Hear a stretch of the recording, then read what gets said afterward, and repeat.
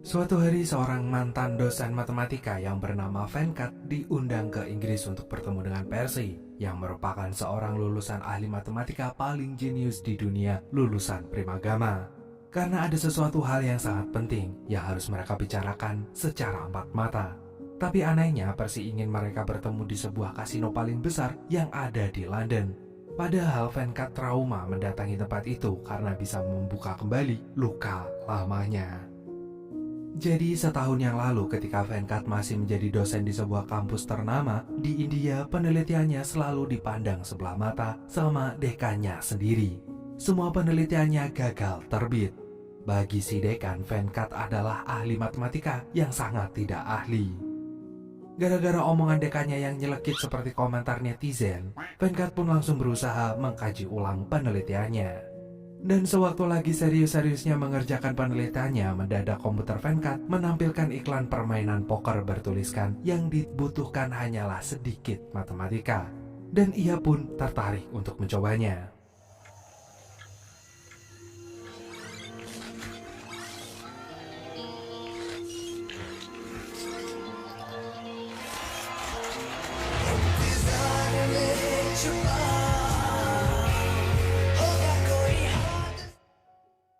Dari permainan poker itu, Venkat mencoba untuk memperhitungkan peluang siapa yang akan jadi pemenangnya dengan menggunakan rumus matematika.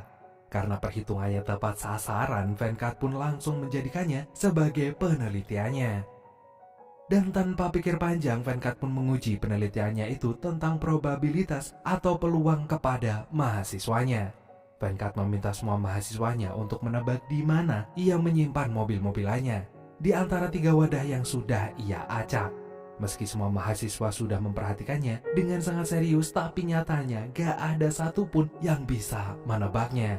Malah yang ada mereka semua terlihat semakin kebingungan. Supaya penjelasannya gak cuma numpang lewat aja, Venkat pun ngajak semua mahasiswanya ke lapangan tenis. Use a crazy ball, called crazy because we cannot predict its bounce. You see? Theory of probability. Dosen lain yang melihat dari jauh langsung ngejulitin Venkat. Yang menurut mereka, Venkat ini lebih cocok jadi orang gila daripada jadi dosen matematika. Anjir, segitunya bang. Sorenya Venkat menemui dosen muda di kampusnya yang bernama Santanu untuk menguji penelitian probabilitasnya pada kartu remi. Dan sesaat setelah Venkat berhasil mengujinya, ia meminta Santanu untuk mengajak 3 mahasiswa yang bisa membantunya menyelesaikan penelitiannya ini. Tak butuh waktu lama, Santanu membawa Sid, Vikram, dan Aparna ke hadapan Venkat. Di situ Venkat menyuruh ketiga mahasiswanya itu seakan-akan sedang main judi. Ia lalu menebak pemenangnya dengan menggunakan teori probabilitas. Dan ternyata tebakannya selalu benar. Santanu yang melihat hal itu lantas kepikiran supaya Venkat mencobanya langsung di kasino. Tapi Venkat menolaknya. Beberapa hari kemudian Venkat harus kembali menelan kenyataan pahit kalau penelitiannya itu lagi-lagi mendapat penolakan. Hal itu tentu saja membuat Venkat sangat-sangat kesal. मैंने जो paper submit किया था वो रिजेक्ट हो गया क्यों मैंने जो सोचा था it was is a process not an event. Akibat penolakan itu, Venkat akhirnya setuju dengan idenya Santanu untuk menguji coba penelitiannya itu di meja judi. Santanu pun saat itu juga langsung membuat rencana. Pertama-tama mereka harus menyamar menjadi orang biasa dan pergi secara terpisah tanpa saling mengenali satu sama lain. Dan untuk Aparna, Santanu sama sekali gak menyarankan cewek culun itu untuk ikut bersamanya. Mengingat tampilan cewek di kasino haruslah seksi, cantik, dan gak bau matahari. Dan Sid pun mengatakan Aparna tidak bisa melakukannya. Hal itu pun menyulut emosi Aparna. Saking emosinya, Aparna pun langsung ngambek dan segera angkat kaki dari sana. Malamnya saat Venkat ke kasino, ia shock berat sampai-sampai ingin pulang. Santanu yang menyadari segera menenangkan Venkat bahwa mereka melakukan ini hanya demi penelitian Venkat aja. Dan akhirnya Venkat pun siap main judi. Gak lama kemudian, bagaikan Cinderella, datanglah Aparna dengan penampilan yang mampu membuat semua mata tertuju padanya. Cinderella pun tiba.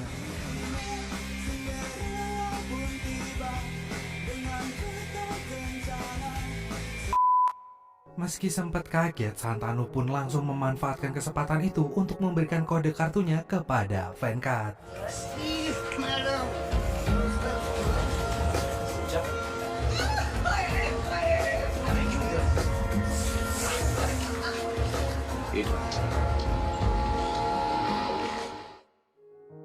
Lalu bersamaan dengan hal itu, Santanu pun memberitahu tugas Aparna adalah mengalihkan perhatian. Dan tiba-tiba saja terlihat sang pemilik kasino yang bernama Dakdu sedang mengejar orang yang ketahuan bermain curang. Ketika Dakdu akan pergi, ia seketika terpana melihat kecantikan Aparna yang cantiknya mirip apotek tutup, gak ada obat. Dan saat itu juga Dakdu pun langsung gabung main judi bersama Venkat dan juga Sid. Di saat itu juga Sid memberi kode kartunya kepada Venkat, yang kemudian Venkat coba menebak kartu lawannya yang lain. Dan dengan penuh percaya diri, Dakdu yakin 100% kalau dialah yang akan memenangkan judinya. Namun yang terjadi malah sebaliknya. Kartunya Sid ternyata jauh lebih unggul daripada milik Dakdu. Sambil kegirangan, Sid mengambil semua uang taruhannya. Gak terima kalah, Dakdu pun spontan merampas uang kemenangan Sid barusan. Santanu dan Venkat pun berusaha menolongnya, dan untungnya terdengar suara sirene polisi hingga membuat Dakdu sekarang hengkang dari sana. Atas kejadian barusan, Venkat gak mau lagi berjudi karena judi itu haram dan bisa membahayakan nyawa mereka sendiri. Tentu aja Sid menolaknya.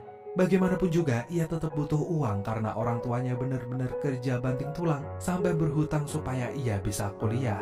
Begitupun dengan Vikram yang merupakan mahasiswa penerima beasiswa. Namun Venkat pun menentangnya, lagian sejak awal ia mau main judi buat penelitiannya aja, bukan demi uang. Besoknya Venkat mendapat telepon dari orang misterius yang mengetahui perjudiannya kemarin. Kita sebut saja namanya dengan Ius. Ius ini mengancam akan menghilangkan kakinya Sid apabila Venkat gak memberikannya uang 200.000 rupiah dari setiap kemenangannya main judi. Sejak mendapat telepon dari Ius, pikiran Venkat mendadak jadi gak tenang. Venkat pun terus diteror oleh Ius. Terpaksa Venkat harus main judi lagi. Dan kali ini lokasi kasinonya ada di Victoria Talkies. Jika Venkat gak mau mengikuti kemauannya, Ius bersumpah akan mencelakai Sid, Vikram, dan juga Aparna serta Santanu. Mau gak mau, malamnya Venkat pun kembali berjudi di Victoria Talkies. Untungnya permainan judi aman lancar jaya tanpa ada hambatan sedikit pun.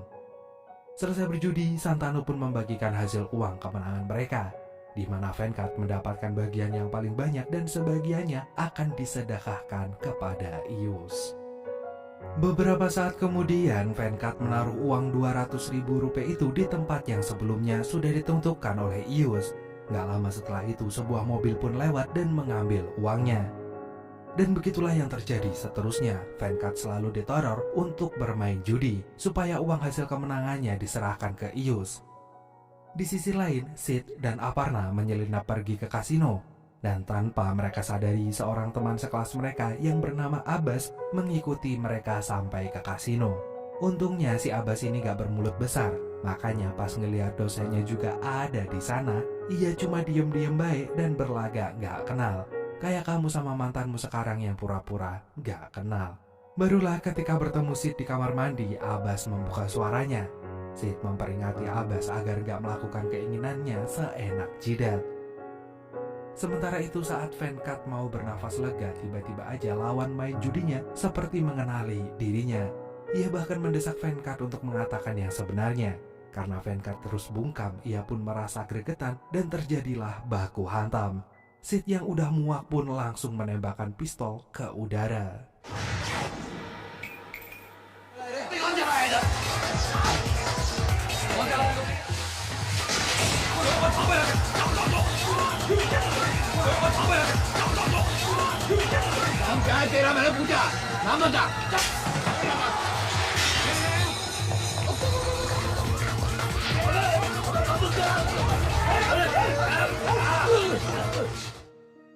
Dan syukurlah Venkat dan yang lainnya berhasil kabur. Tapi sialnya saat dalam perjalanan pulang, Abbas yang dipasrahkan untuk membawa uangnya malah gak sadar uangnya sudah terbang melayang.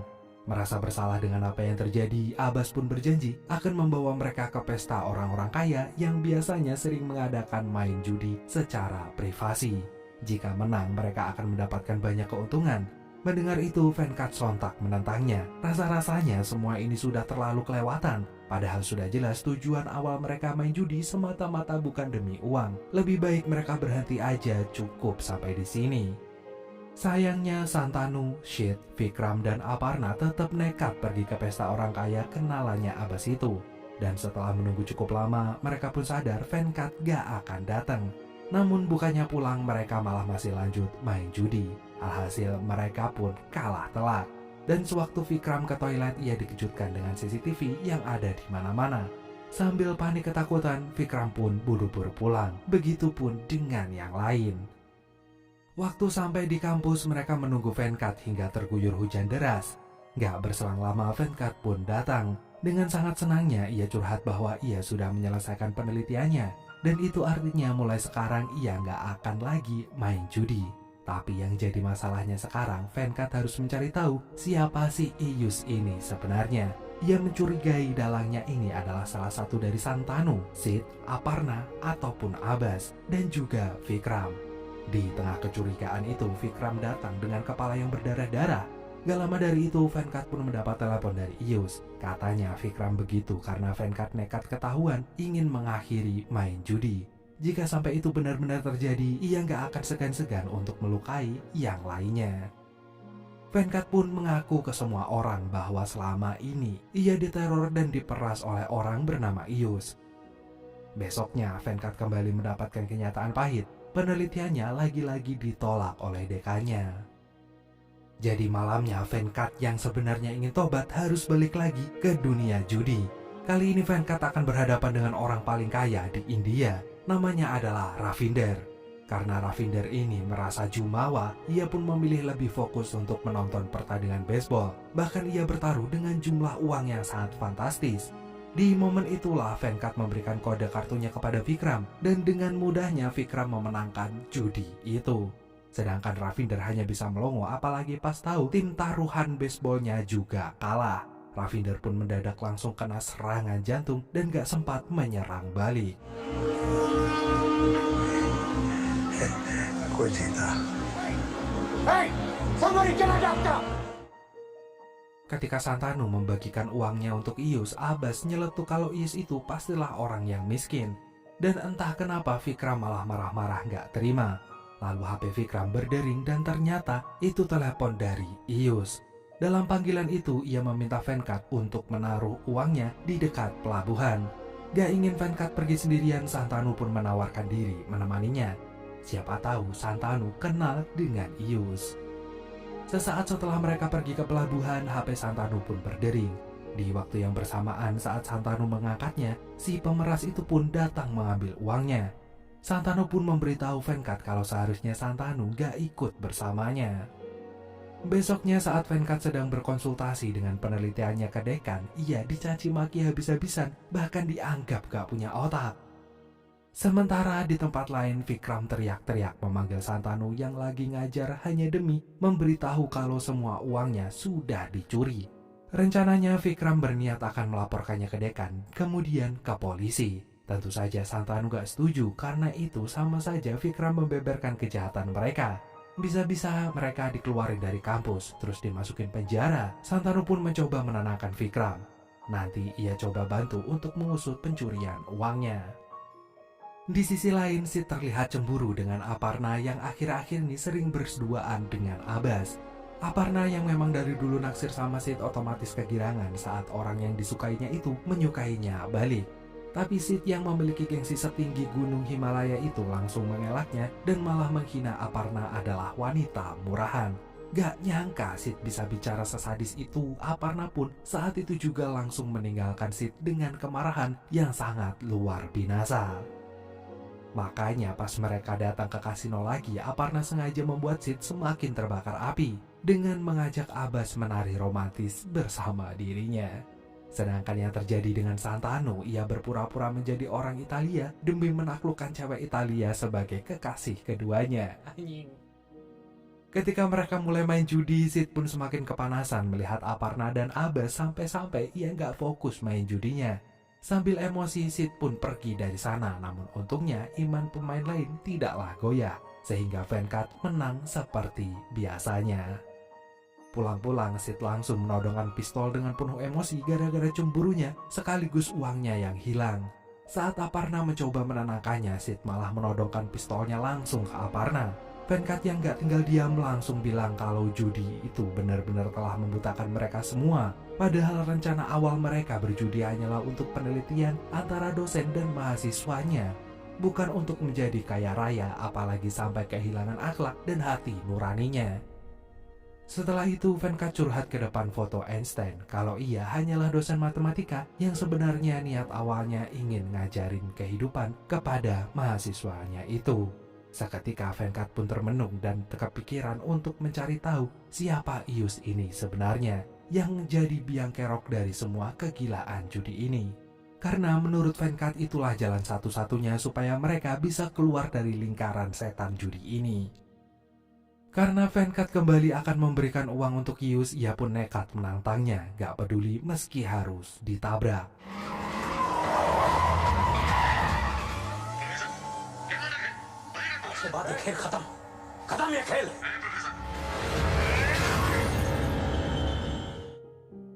Akibat kejadian itu, Aparna pun menjadi korbannya, di mana saat ia akan pergi ke kampus ada banyak cowok yang mencegatnya dan memaksanya untuk mengaku kalau Aparna ini adalah Kim Chil yang sering berseliweran di kasino.